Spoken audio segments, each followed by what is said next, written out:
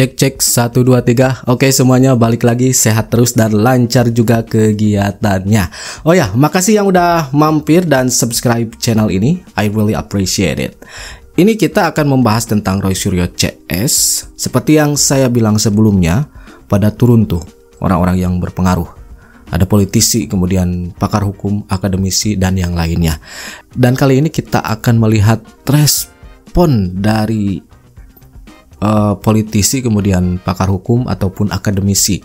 Ada Bu Irma ya yang memberikan respon terhadap huru-hara yang terjadi ini, yaitu Roy Suryo CS yang mempermasalahkan ijazah Pak Jokowi. Bu Irma sendiri bukan kali pertama ya memberikan pernyataan-pernyataannya. Udah keberapa kali tuh sampai diundang ke podcastnya Zulpan Lindan, kemudian podcast yang lain, dan yang terbaru di podcast Zulpan Lindan memberikan respon terhadap apa yang dilakukan oleh Roy Suryo CS ini. Dan saya lihat sama seperti kita, sudah muak ya, Bu Irma sudah muak dengan gerombolan ini. Bahkan Bu Irma di video sebelumnya menyatakan penjarakan, saya jijik terhadap perusuh-perusuh di negara ini. Nah itu dia teman-teman. Kemudian kita juga akan lihat bagaimana statement dari profesor, kemudian pakar hukum yang lainnya. Nah ini akan sangat menarik untuk disaksikan dan menurut saya mewakili apa yang ingin kita katakan, mewakili perasaan kita ya terhadap apa yang dilakukan oleh Roy Suryo CS. Ya menurut saya orang-orang ini pengkhianat bangsa dan negara Republik Indonesia ini. Bayangkan ya, negara Republik Indonesia yang dimerdekakan oleh rakyat Indonesia, pahlawan-pahlawan bangsa dengan darah, air mata, kehormatan, dan didirikan oleh sang founding father kita. Ini negara berdaulat loh, ya kan? Apapun yang terjadi, kalau ada misalnya mislah di antara misalnya penegakan hukum dan lain sebagainya, kan oknum. Nggak bisa kemudian juga digeneralisir. Nah, mereka bilang nggak percaya. Kalau mereka nggak percaya, nggak usah berada di Republik ini. Percaya aja sama negara yang mereka percayai. Itu penghinaan loh terhadap Indonesia. Minta dicek di Singapura. Ya jadi warga negara Singapura aja. Gitu. Pindah aja ya. Ini nggak akan pernah selesai orang-orang ini ya. Setelah A dibuktikan dia ngomong B, setelah B dibuktikan dia ngomong C. Nggak ada habisnya. Nggak ada habisnya. Tangkap orang ini. Ini ngacau ini. Bikin gaduh Republik ini. Kalau saya wah udah tangkap aja. Udah nggak ada urusan lagi dengan orang-orang seperti ini. Sebenarnya Bang, satu aja masalahnya, ya kan? Mereka ini pada dasarnya adalah manusia-manusia yang menghalalkan segala cara, ya, kemudian menggunakan hukum rimba, ya. Kemudian mereka ingin apa yang mereka sampaikan itu harus terjadi. Pemaksaan kehendak. Ini yang mereka lakukan. Bukan soal bicara soal moral lah yang katanya harus begini, harus begitu. Panci mana ada moral? Soal panci aja nggak ada moral. Gimana mau bicara yang lebih besar lagi? Panci aja nggak ada moral loh. Soal panci loh nggak ada moralnya. Apalagi mau bicara yang lebih besar lagi. Iya. Soal kecil loh itu. Apa kan seperti itu. Ya kalau kita kaitkan yang namanya panci ini kan juga adalah mantan. Ini yang bicara netizen loh Bang. Nah juga ya. Netizen Bang. Undang 650.000 di TikTok saya menyatakan begitu. Panci ini nggak punya moral. Ngapain bicara soal moral? Orang soal. Nah, komentar-komentar netizen di TikToknya Bu Irma itu disampaikan oleh Bu Irma sendiri ya mengenai panci. Panci aja dia nggak punya moral. Ini yang bicara di TikTok saya loh. Bukan saya secara pribadi yang bicara itu. Terkait ijazah palsu ini, apakah di mana bentuk kritiknya menurut Kak Irma sebagai seorang politisi ya? Di mana bentuk kritiknya? Apanya sih yang dikritik? Kan gini Bang, saya tuh mau ketawa takut ada yang marah gitu ya. Jadi gini, Saya sebagai anggota DPR RI mau menjadi anggota DPR itu saya diwajibkan menyerahkan fotokopi ijazah yang sudah dilegalisir basah, Betul. ditandatangani dan dilegalisir basah, ya kan? Kemudian mendapatkan juga persetujuan dari pengadilan dan lain sebagainya. Apalagi yang mau jadi presiden, gitu loh, kan gitu.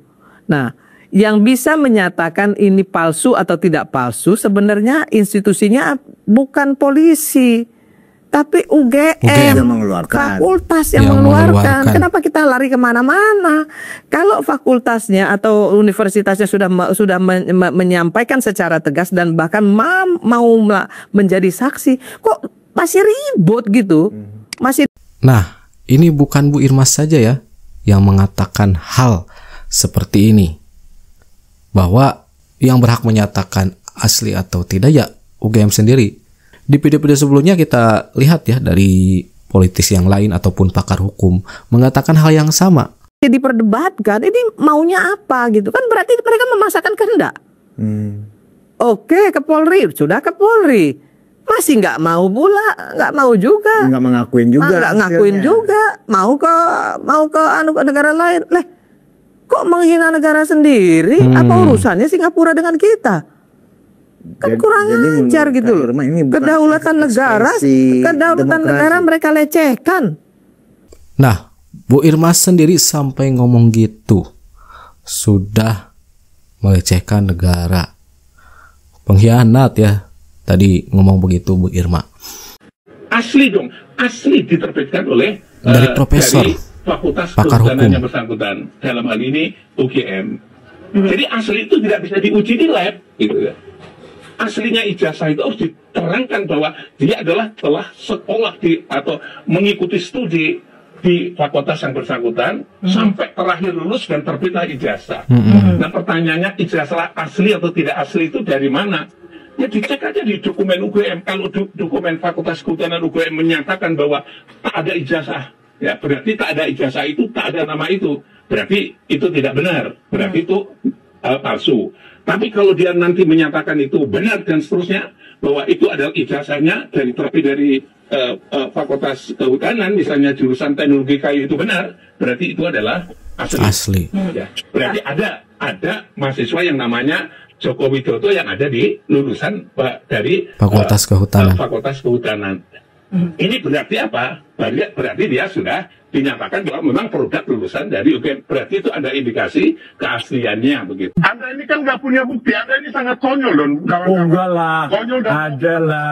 Semua ada lah. Sabar dulu. Kita bicara dulu ya. Anda tidak punya bukti. Mengajar ijazah yang palsu. Kapan dipalsukan? Siapa yang memalsukan? Caranya nggak sesimpel itulah. Cara teknologi itu tidak sesimpel itu. Ini Mas Roy, saya kalau melaporkan orang, paling tidak saya udah tahu, oh orang ini kena pasal perdata atau pidana, ya kan, dengan barang bukti yang punya. Ini Anda ini sama sekali nol loh. Mas Sylvester anggapnya Bang Sylvester bahwa Mas Roy CS ini nggak punya bukti, tapi kemudian ijazah palsu. Enggak, sama sekali. Sampai saat ini saya harus mengatakan, jelas. Ya, lu bocah baru kemarin, Ahmad Kodirudin, nggak perlu jaga adab, jaga sikap. Jangan songong lo jadi pengacara. Bang Firdaus nih. Baru jadi pengacara sepotongnya belagu banget. Laga lu.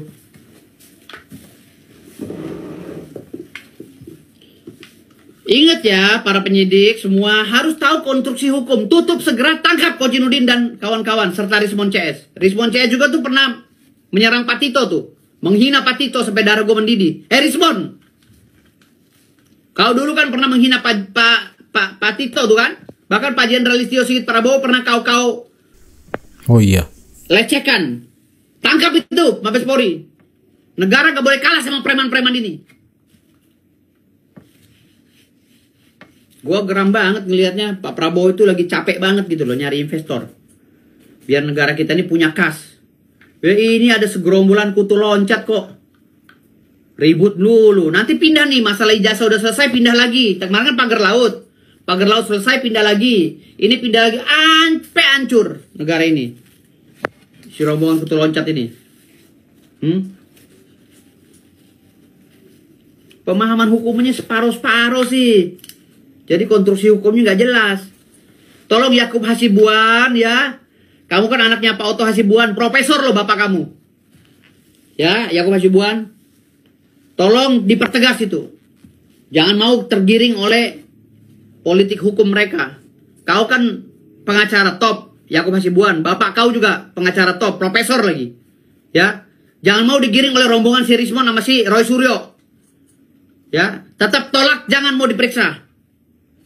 Atau sudah terlanjur lah diperiksa, nggak apa-apa. Tapi tekankan mereka agar Ahmad Kojinuddin juga bisa ditangkap. Ya, kenapa gue ngamuk-ngamuk begini? Ya, satu, ini mantan presiden kita, bos. Kalau beliau ini dilecehkan, dioyok-oyok begini, gimana citra negara kita di kancah internasional? Gimana, bos?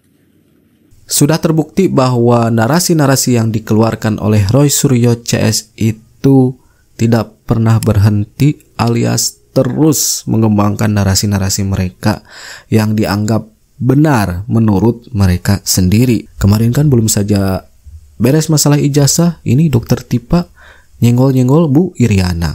Sebelumnya itu nyenggol-nyenggol Mas Gibran tentang pendidikannya. Maunya apa gitu ya teman-teman? Nah, mengapa Bu Irma dan tadi yang kita lihat terakhir, Bang Firdaus sampai melontarkan kata-kata tersebut yang intinya penjarakan gitu kan? Karena mereka sudah muak ataupun sudah geram terhadap apa yang dilakukan oleh Roy Suryo CS ini. Pak Ade Armando pun sampai mengatakan bahwa Roy Suryo itu mempunyai masalah kejiwaan. Kalau nggak percaya, lihat di Cokro TV teman-teman. Oke, saya kira dicukupkan sekian informasinya. Nanti kita jumpa lagi di video-video selanjutnya. Terima kasih sudah nonton. Sampai ketemu lagi di video selanjutnya. Oke, thank you.